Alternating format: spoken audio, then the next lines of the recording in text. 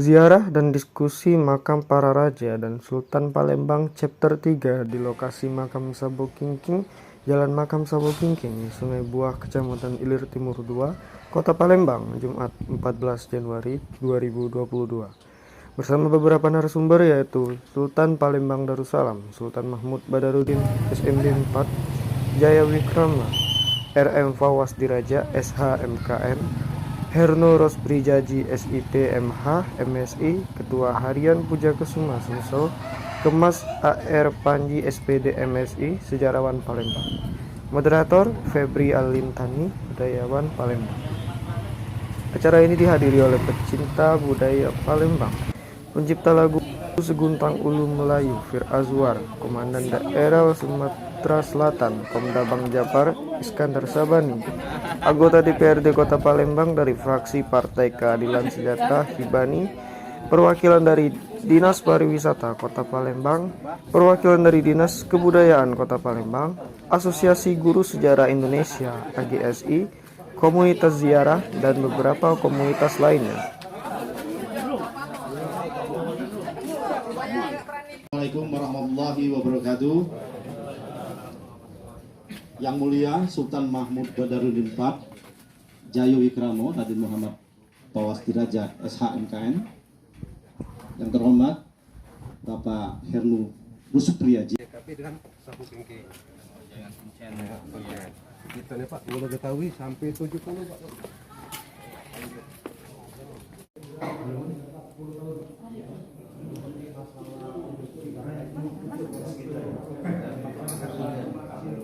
Sangat-sangat yang kami harapkan ya Pak. Ya. Al-Fatihah ila hadratin Nabi Muhammad. Amin.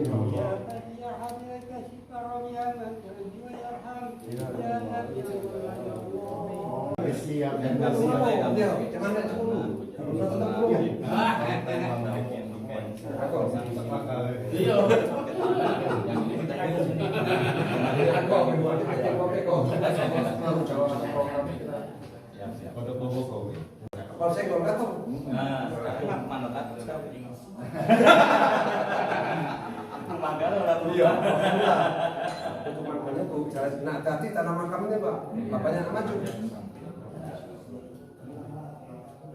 Komandan di Lembang, Kota Dawang tadi pusat di Pupuk, Sriwijaya. Pasti program ke depan kita buat market sama di sini. Setelah itu apa program itu kita mulai kita kembali insyaallah. Segala gawe kita punya rencana Allah yang lebih Betul. Kalau itu sesilakan perkawinan.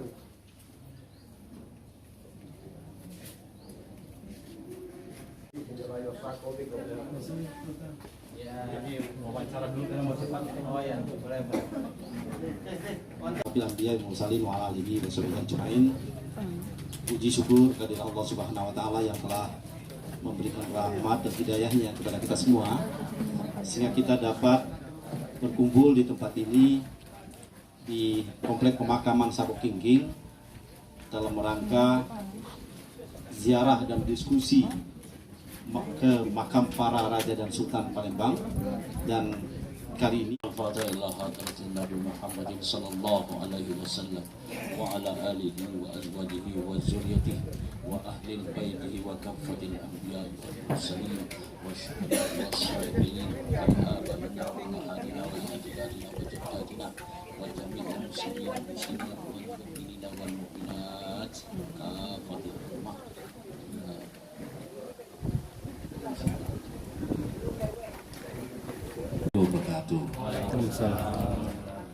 Alhamdulillah wa syukurillah wassalamu ala rasulillah Sayyidina Muhammad bin Abdullah wa ala alihi wasahbihi. Puji syukur kita panjatkan kehadirat Allah Subhanahu wa taala pada sore hari ini kita dapat berkumpul ziarah makam raja-raja dan sultan Palembang. Kebetulan ini yang ketiga. Saya hormati Sinun Sultan Mahmud Badarudin IV, Jaya Wikrama, Raden Mas Fawaz Diraja, Raden Muhammad Fawaz, Raden masih Jawa. Saya hormati Dr. Haji Sumat hormati Mufti Sultan Palembang, Ustaz Mustafa, saya hormati Kiai Pek, saya hormati dari Dinas Kebudayaan, Dinas Pariwisata, Ghazali. Kawasan awalnya sangat luas dahulunya, cuma kemudian karena pendangkalan dan juga pergeseran penduduk ya jadi seperti ini. Oke, nggak masalah, yang penting nanti kita data lagi mungkin kepada Dinas Kebudayaan, tanahnya jangan lagi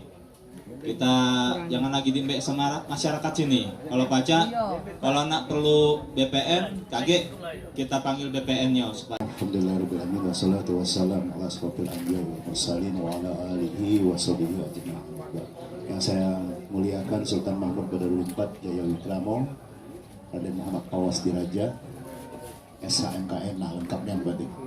Kemudian yang saya hormati juga ya inisiator kegiatan Mas Hernu, ya Sri Panji, kemudian ada Pak Gusti, ada Ibani, ya, kemudian di sebelah saya ada Pak Demansa, Yaubek, Muslim, Cekwan, Abah, dan seterusnya lah. Kalau disebutkan kalau habis nanti, ya.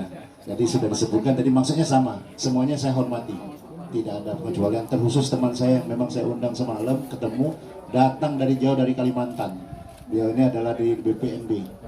Ya, jadi kita akan lanjutkan setelah azan. Sudah gitu ya. Jadi sebenarnya begini. Kalau dikatakan bahasa Sanskerta, ya penggalan katanya apa juga tidak ketemu. Nah, setelah kita adakan sedikit riset, Mas Hernu, artinya sebenarnya ini penggalan katanya kalau yang sekarang ya Sabo, Kingking. Nah, ini sebenarnya keluar dari lidah orang Palembang. Yang sebenarnya adalah kata Sabah atau Seba. Sabah atau Seba. Jadi Sabah itu berkunjung, datang. Seba berkunjung. Maka di zaman Kesultanan ada milir Seba. Gitu. Seba itu berkunjung, datang, mengunjungi orang yang lebih tua juga Seba juga. Nah, dipelembangkan di bahasa Melayu Palembang jadi Sebo. Lama-lama jadi Sabo. Sekarang malah lebih parah lagi jadi Sabuk, ditambah K. Jadi saran saya huruf K-nya dihilangkan saja. Itu. Kenapa? Karena kalau sudah jadi sabuk, ketinggalan dia. Nah, jadi merubah definisi dalam bentuk bahasa Arab Melayu. Nah, nggak ada Indonesianya, nggak ada teks Indonesianya semuanya. Arab gundul kalau Jom Palembang. Nah, jadi 1897, kemudian diperbaharui tahun 1922. Sudah ditambahi Arab gundul sama bahasa Indonesia, bahasa apa? Latin. Nah, ada Latinnya. Kemudian disempurnai lagi oleh Belanda tahun 1927 menjelang 28 itu 3 bahasa malahan Pak Ibani.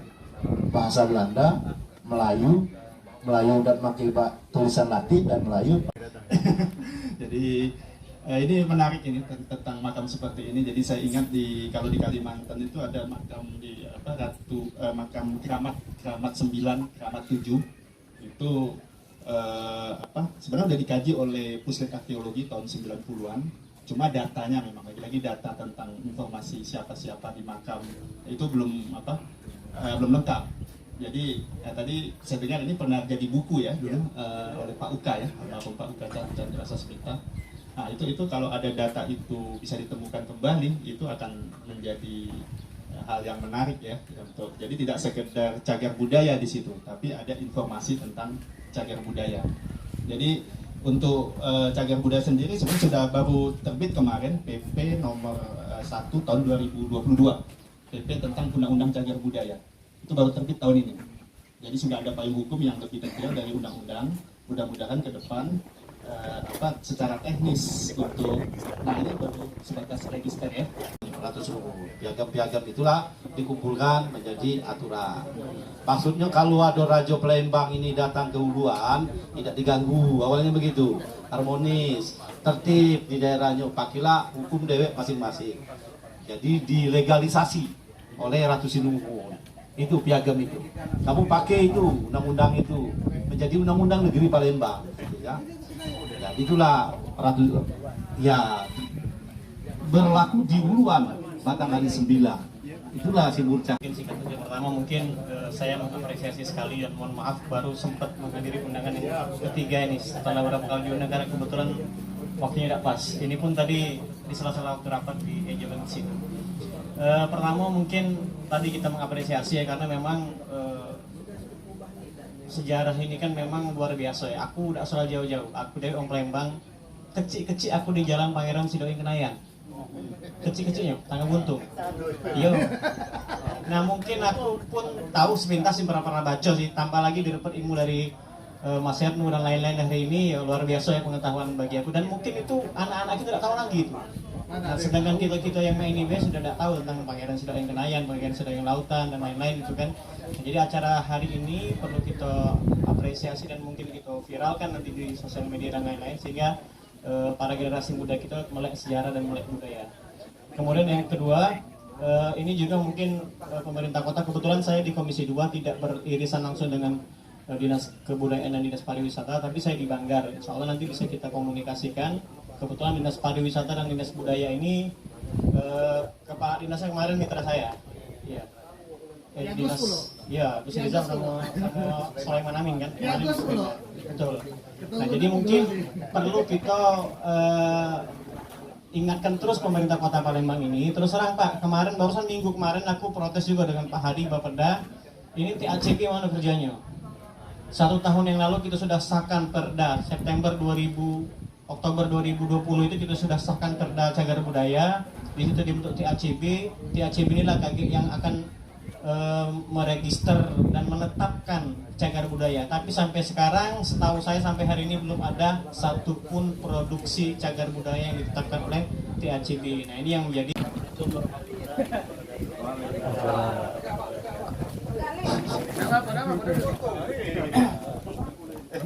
dan hormati para hadirat, puji syukur dari Allah SWT kami ucapkan karena pada hari ini kita masih bisa diberikan kenikmatan, kesehatan, kesempatan kita masih kumpul bersama di sini. Lembaga budaya ini memang sebenarnya suatu kolaborasi yang baik setelah terpisahkan di tahun 2017 dengan 4 kali kepala dinas mulai dari zaman Pak Teguh, kemudian Ibu Emma PLT, dan dari Anak Sida. Kami memang dari budaya ini sangat antusias sekali mengenai makam-makam ini sehingga kami telah membuat DVD yaitu Detail Engineering Design itu Sabuk Kingking, makam Sabuk Kingking di Nusoro, dan kemudian akan dibuat juga nih DVD-nya Kabupaten Gurap. Nah di sini memang kami kemarin pada saat pembuatan kajian sudah ada kajian itu. Kita kami pada saat rapat pada tidak melibatkan langsung kepada Sultan Fawaz maupun jajarannya, pada akademisi seperti Pak Panji dan yang lainnya komunitas, karena mengingat kami ingin mengejar JKPI ini. Jadi kota pusaka Indonesia yang akan kita lakukan insya Allah tanggal bulan 10 insya Allah. Karena kita ada tuan rumah JKPI tahun 2022. Maka nanti kita bersama-sama mendukung program JKPI ini seluruhnya. Oleh karena itu kami juga minta juga kalau memang ada masukan-masukan ya nantinya bisa melalui komunitas nanti ini untuk berkunjung ke Dinas Kebudayaan. Dari Dinas Pariwisata sudah merencanakan membuat suatu paket wisata religi ya. Jadi kita mau meniru seperti Demak, seperti negara lain nanti yang pada ramai sini gitu. Jadi kita menunggu kesiapan makam-makam dulu Pak. Kesiapan dari Dinas kami tinggal menjual kontennya dari budaya itu saja Pak dari kami. Baik, terima kasih. Dan daripada Sultan Palembang Salam bersama dengan Puja Kesuma, di mana kita bersama-sama untuk kembali mengedukasi semua masyarakat Palembang supaya mengetahui bahwa sebelum ada Kesultanan ada juga Kerajaan Palembang dan diantaranya ada juga di sini di makam Saboking Kingking ini ada Sidoing Sakenayan dan juga Ratu Sinuhun yang sangat terkenal dengan aturan yang tersebar di Sumatera Selatan yang menyatukan Sumatera bagian selatan ini dengan Undang-Undang Simbur Cahaya.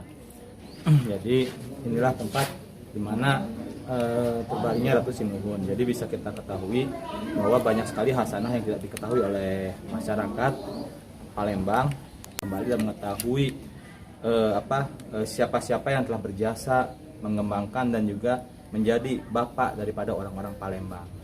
Nah, mungkin nilai edukasi seperti apa nih Sultan yang bisa diserap oleh generasi milenial sekarang? Yang pertama adalah edukasi sejarah mengenai pengenalan pada leluhur atau nenek moyang wong Palembang. Yang kedua, dengan kita mengenal, kita memiliki jati diri kita sendiri, kita mempunyai karakter untuk selalu cinta tanah air dan membela negara. Jadi insya Allah dengan edukasi ini kita memiliki rasa kebanggaan bahwa kita ini dahulunya besar dan ke depan kita harus lebih besar lagi.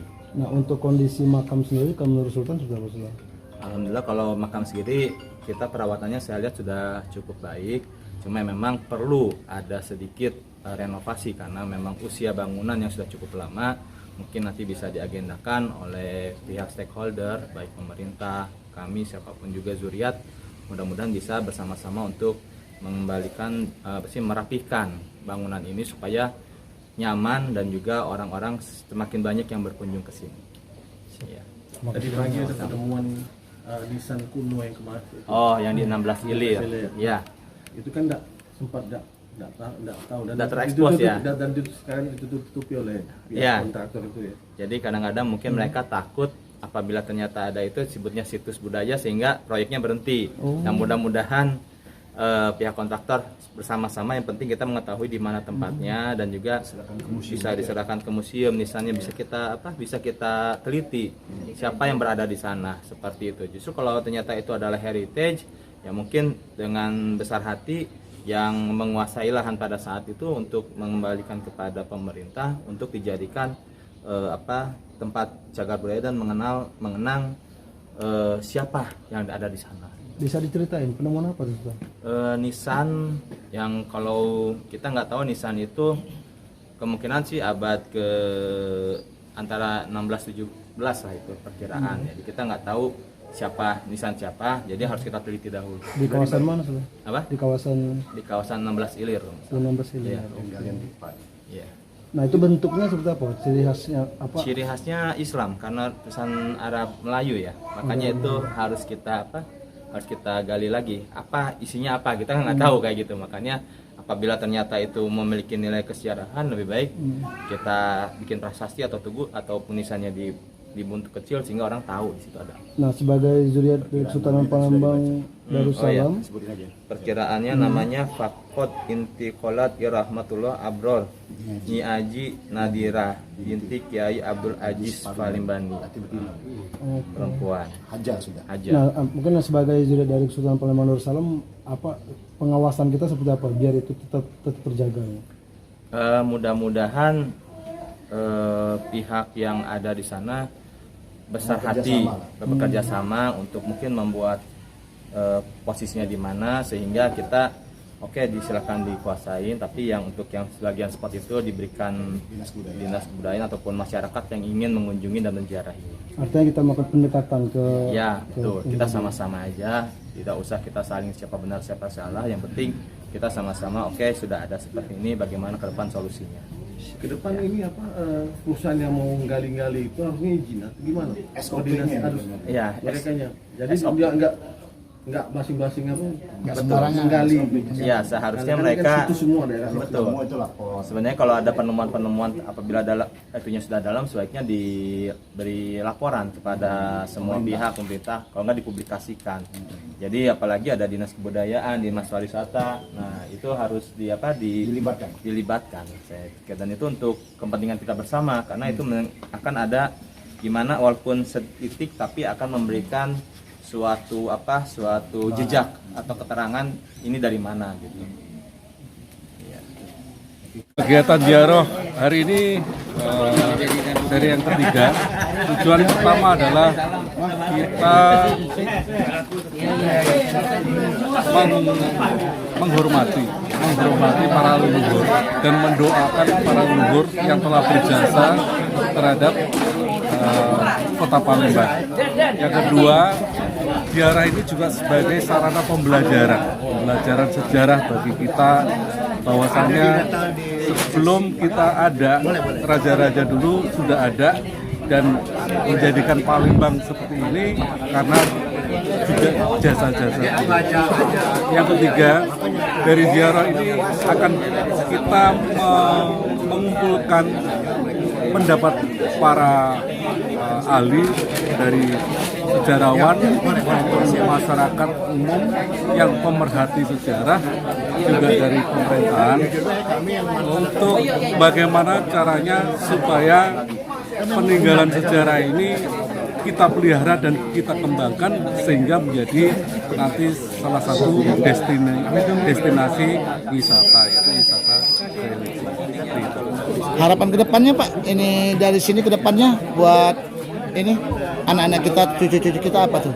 Ya, dengan demikian nilai-nilai sejarah peninggalan para leluhur kita ini kalau bisa kita bukukan juga sehingga dapat dipelajari oleh anak cucu kita, generasi muda yang akan datang. Jadi terus menerus nanti kegiatan kita lakukan. Jadi kita dari nilai-nilainya kita bukukan, dari fisiknya kita perbaiki sehingga berkembang menjadi salah satu destinasi wisata terkait wisata religi. 1, 2, 3. 1, 2, 3. 1, 2, 3. Ya, 1, 2, 3. Dari Kota Palembang, Sumatera Selatan, reporter Rudi S, kameramen Ismail Gondrong, Gandus TV memberitakan.